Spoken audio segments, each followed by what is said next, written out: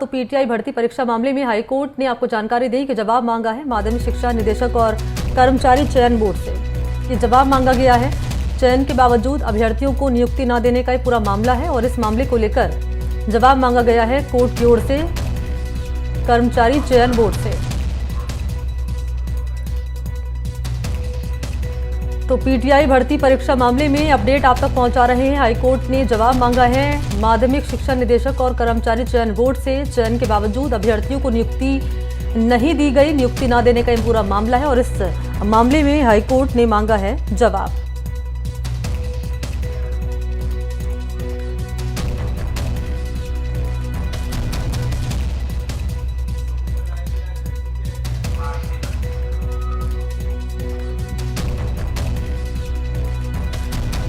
तो ये मामला जब कोर्ट पहुंचा तो कोर्ट ने अब जवाब मांगा है कि चयन जब हो गया बावजूद इसके अभ्यर्थियों को नियुक्तियां क्यों नहीं दी गई।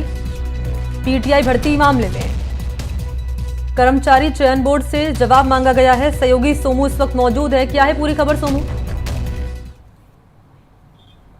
सोमू क्या है पूरी खबर? बिल्कुल, देखिए, कर्मचारी चयन बोर्ड से और माध्यमिक शिक्षा विभाग से, दोनों ही विभागों से इस बात का जवाब मांगा गया है कि जब इन अभ्यर्थियों का चयन हो चुका था, अंतिम जो मेरिट लिस्ट आई थी उसमें इनका नाम था, तो इनको नियुक्ति क्यों नहीं दी जा रही, क्योंकि इनके लिए जिले का आवंटन भी हो चुका था।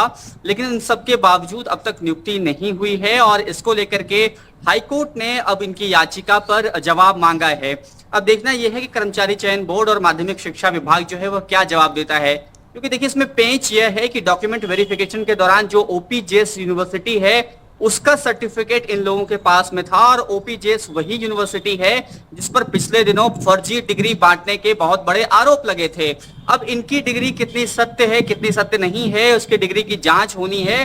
तो एक कारण यह हो सकता है जो हमारे सूत्र बता रहे हैं और उसकी वेरिफिकेशन के कारण जो है ये पूरी प्रक्रिया में विलंब हो रहा है।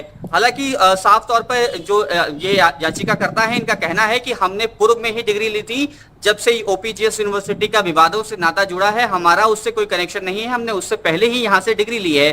तो अब देखना यह है कि जब हाईकोर्ट ने जवाब मांगा है तो माध्यमिक शिक्षा विभाग और कर्मचारी चयन बोर्ड क्या जवाब देता है, उस जवाब से हाईकोर्ट कितना संतुष्ट हो पाता है।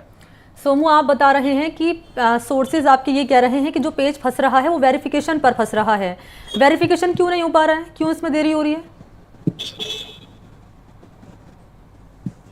देखिए, ओपीजेएस जो यूनिवर्सिटी है वो अभी विवादों के घेरे में है। उससे कई सारे कर्मचारियों को एसओजी की टीम ने गिरफ्तार किया है और अलग अलग तरीके से यह भी पाया है कि बड़े पैमाने पे इस विश्वविद्यालय में फर्जी डिग्री बांटने का खेल चल रहा था। साथ ही साथ जो स्पोर्ट्स सर्टिफिकेट है उसके नाम पर भी बहुत बड़ा घपला था।